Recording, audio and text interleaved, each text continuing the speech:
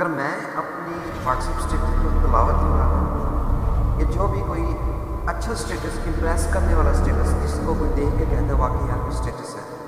Face بک پر آپ post like کر دیتا ہوں، آپ خوش ہو جاتے ہیں، کوئی تھوڑی سی آپ کسی کا ہیلپ کر دیں، تھوڑی سی، زیادہ نہیں، بس تھوڑی سی بھی ہیلپ آپ کی کر دیں، ہرگز اس کا مطلب یہ نہیں ہے کہ جیسا آپ سوچ رہے ہیں میں ویسا ہی نہیں کروں، کہ جیسا آپ سوچ رہے ہیں کہ میں نیک ہوں، اچھا جو بھی ہے میں ویسا ہی ہوں۔ آپ تو مجھے نہیں جانتے نا پرسنل، ٹھیک ہے؟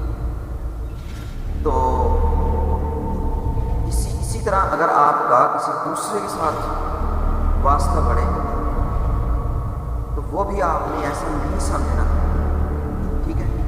مجھے بھی دیکھ کر اگر یہ تو میں نے اپنی ایک ایگزامپل دی ہے نا،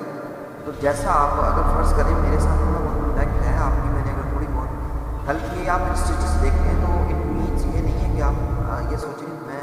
100% ٹھیک ہوں، ٹھیک ہے؟ میں اپنی برائی بھی نہیں کر رہا، ایگزامپل دے رہا ہوں۔ اسی طرح اگر آپ کا کسی دوسرے کے ساتھ واسطہ پڑے تو اس کو بھی آپ نے اسی طرح نہیں لینا کہ وہ نیک ہو سکتا ہے، ٹھیک ہے؟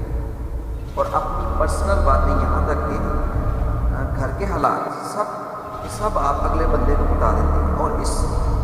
معاملے میں اکثر بہنیں حضرات ہوتی ہیں جو کہ احساس سوچے سمجھے بغیر ایسا کر بیٹھتی ہیں، اپنے مسائل میں پھنسی ہوتی ہیں، پریشان ہوتی ہیں اور بتا دیتی ہیں، ٹھیک ہے؟ اور ان کے اسٹیٹس وغیرہ کو بھی دیکھ لیتی ہیں کہ واقعی ٹھیک ہے اچھا بندہ، ان سے امپریس ہو کر اپنے مسائل پرسنل مسائل جو ہوتے ہیں وہ ڈسکس اسٹارٹ ہو جاتے ہیں ان کے ساتھ، جس کی وجہ سے بلیک میلنگ کا جو ایک آپشن ہے